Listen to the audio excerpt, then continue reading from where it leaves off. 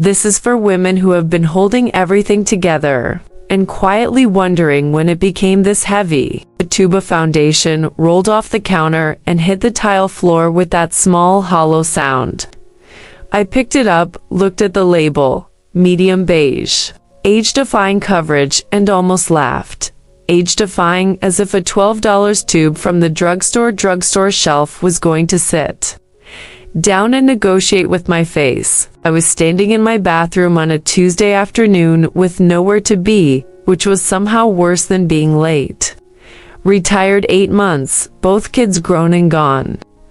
My husband downstairs watching something with the volume too loud, and me holding a tube of foundation I'd bought because the woman on the box looked maybe 52 and luminous, in a way that felt possible, almost. I set it down on the edge of the sink and looked at myself, really looked at, not the quick glance I'd trained myself to do, the one where you check your teeth and your hair and walk away before your brain catches up with your eyes. I actually stopped. The woman in the mirror wasn't ugly. I want to be clear about that, but she looked tired. Not tired like she needed sleep. Tired like someone had slowly, over years, turned down a dimmer switch inside her, and she hadn't noticed until the room was already half dark. I thought, when did I stop knowing how to do this? Because I used to know. In my 30s, I had a whole routine. Foundation, blush, a brown liner I'd been buying since 1997. It wasn't fancy, but it worked. I looked like myself, just finished, pulled together. Now every time I tried the same things, I looked older than before I started. Like the makeup was sitting on top of my skin instead of being part of it. Like a costume instead of a second skin. The concealer under my eyes creased into the fine lines there and somehow highlighted them. The powder I'd been using for 15 years suddenly made me look like I'd been lightly dusted with chalk. I stopped wearing lipstick because every color seemed to bleed into the little lines around my mouth by noon. And slowly, without really deciding to, I had started leaving the house with almost nothing on my face, telling myself it was a choice, natural, freeing. But if I'm honest, and this is the part that took me a while to say out loud, it wasn't freedom. It was surrender. I know a woman named Patricia. She's 61, a retired school librarian from Ohio, and she told me something once that I've thought about almost every week since. She said, "I didn't stop wearing makeup because I aged. I stopped because nobody ever told me the rules had changed. The rules had changed." That's exactly it. What worked at 35 does not work at 53. Not because you're worse, but because your face is different now. The texture is different. The way light hits your skin is different. The places where products settle, where color reads, where structure needs support, all different, and most of us were never told. We were just handed the same drugstore products aimed at 28-year-olds and left to wonder why we suddenly looked wrong in our own mirrors. Patricia spent 2 years avoiding photographs. Not in a dramatic way, just quietly stepping to the side, offering to be the one holding the phone. I kept thinking I'd get back to looking like myself once I lost a little weight, or once I found the right moisturizer, she told me. But that wasn't the real problem. The real problem was simpler and harder at the same time. She was trying to apply 20-year-old techniques to a face that had become something new. Something that actually, if you learn to work with it instead of against it, can be extraordinary. I didn't arrive at this understanding quickly. It came in pieces, the way most real things do. The first piece came from my daughter, of all people. She was visiting for a weekend, and I was getting ready to go to dinner, and she stood in the bathroom doorway and said, very carefully, "Mom, can I show you something?" And I said yes, mostly because the way she said it made me afraid to say no. She took my concealer brush out of my hand and said, "You're applying this the same way I apply it, but your skin needs it differently." She wasn't cruel about it. She was 26 and had spent 3 years watching tutorials and testing products with the focused energy that young women bring to things they care about. And she showed me just that one thing, just the concealer, a different technique. Lighter padding instead of dragging.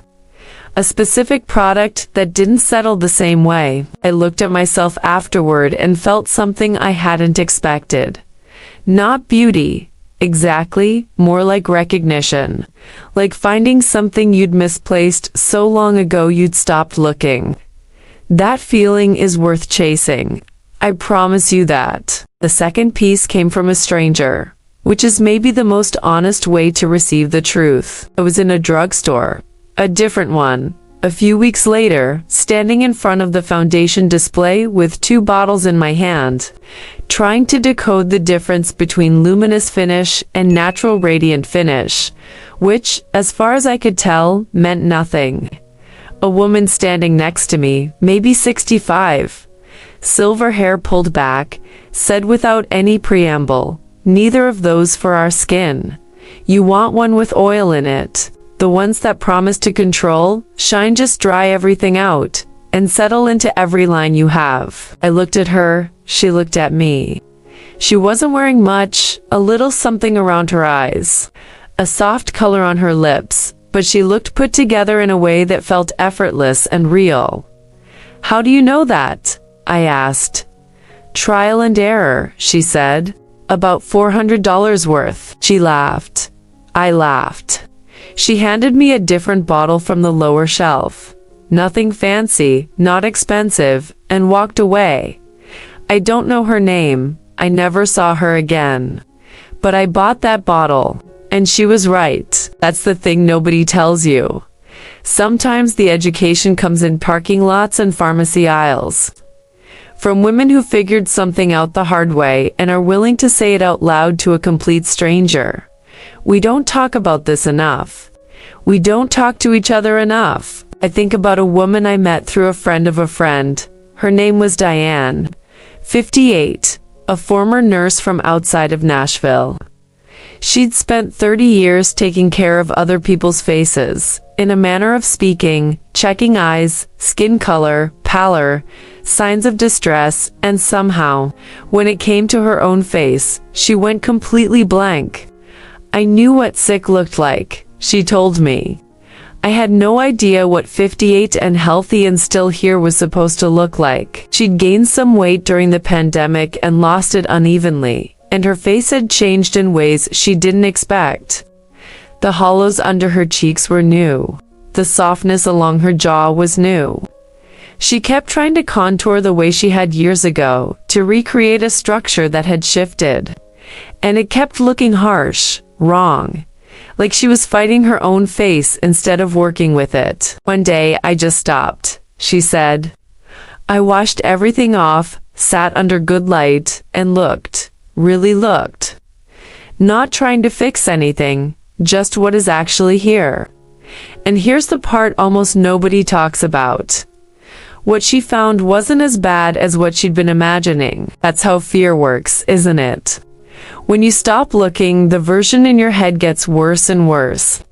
The mirror becomes something to avoid, and avoidance has a way of compounding. You stop updating your image of yourself. So the gap between who you feel like inside and what you believe you look like keeps growing. Until getting dressed in the morning feels like a negotiation you've already lost before it starts. Diane started small. One product, one technique. She watched one tutorial, not from a 22-year-old with perfect skin, but from a woman her own age who talked about real things.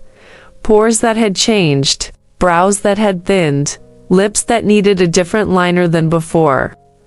I watched it 3 times, Diane told me.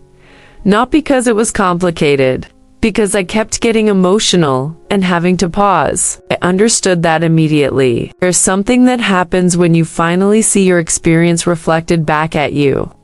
When someone describes with specificity the exact thing you thought was just happening to you.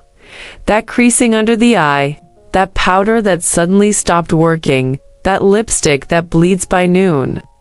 When someone names it, your shoulders drop half an inch. You breathe. You realize you weren't doing it wrong. You were just using the wrong map. The rules changed, and nobody sent us the new ones. I started keeping a small list. Not a beauty routine. Nothing that formal. Nothing with that much pressure attached to it. Just notes. What worked? What didn't? What made me look like myself? And what made me look like I was trying to look like someone else? It was less about products than about paying attention. About being willing to actually look and then actually adjust. My friend Carol, 55, an accountant from Minnesota. Someone who once told me she hadn't worn blush since the Clinton administration called me one afternoon and said she'd been doing the same thing. I feel ridiculous, she said, spending this much time thinking about this. I told her I didn't think it was ridiculous. I told her I thought it was exactly the opposite of ridiculous. I told her that spending your whole life taking care of everyone else and then finally spending 40 minutes figuring out how to feel like yourself again seemed, to me, like the most reasonable thing in the world. She was quiet for a second. Then she said, I just don't want to look like I'm trying too hard. And that right there is the fear underneath all the other fears. Not that we'll look old, not that we'll look tired, but that we'll look like we care. Like we're trying. Like we haven't fully accepted the part where we're supposed to quietly disappear. But I'm not ready to disappear. And I don't think you are either. I want to tell you about the last photograph I let someone take of me. It was at my nephew's graduation 3 months ago. Outdoor ceremony, early June, the kind of light that shows everything. My sister-in-law held up her phone and said, "Come here, get in this." And my first instinct, the instinct I'd had for years, was to step to the side. Offer to hold the phone instead. Make myself the one behind the lens, so I wouldn't have to be in front of it. I almost did it. I was already moving, and then I didn't. I stood next to my sister-in-law and I smiled, and she took the picture, and later, when she sent it to me, I looked at it for a long time. Not with that braced, wincing feeling I'd trained myself to expect. With something quieter. Something that was almost okay. The woman in that photo looked like someone who had been somewhere and come back. Someone with a history. Someone who had figured out, slowly and imperfectly, how to show up in her own face again. I'm not going to tell you I looked 20 years younger. I'm not going to tell you I'd finally unlocked some secret. I looked 53. I looked like me. And for the first time in longer than I can honestly remember, those two things felt like the same thing. That's the whole story, really. Not a transformation, a return. I talked to a woman last fall. Met her in a waiting room. Of all places, two strangers passing time. Her name was Renee, 62. Recently widowed, trying to figure out who she was, now that the structure of her life had changed completely. She wasn't talking about makeup, she was talking about everything. I keep waiting to feel like myself again, she said. But I'm starting to think this is myself. The new version. And I don't know how to dress her yet. Literally or figuratively. Literally or figuratively. I've thought about that phrase 100 times since, because it's true that we're learning to dress a new version of ourselves. And it's also true that most of us were never given permission to do that slowly, experimentally, without having it figured out. We watched our mothers either hold on too hard to what they used to look like, or let go of everything at once. And most of us swore we'd find a different way, and then didn't know what that way was when we got here. Here's what I know now that I didn't know 2 years ago. Primer matters more than it used to. Not a lot of it. A thin layer, the right kind, changes everything about how long anything stays and how it sits. Cream products work better than powder ones, for the most part. Less is almost always more. Not because you're trying to look natural, but because your skin now does better with weight and coverage, applied lightly, in layers, than with one heavy application that settles into every line before you've made it to the car. Brows matter more than they did at 30. When everything softens, the structure that defines your face becomes more important, not less. And the brown pencil you've used since the 90s is probably too dark now. Your coloring shifts slowly, and the products need to shift with it. Lip liner applied just slightly, barely. Outside the natural edge stops the bleeding. A stain under a balm lasts longer than a straight lipstick on dry lips. These are small things. They sound small, but they're not small when you're standing at a sink on a Tuesday afternoon wondering why you stopped recognizing yourself. The real thing, though the thing underneath all the technique, is this. You have to be willing to look, not to judge, not to fix, just to actually see what's there, with some measure of honesty and some measure of kindness.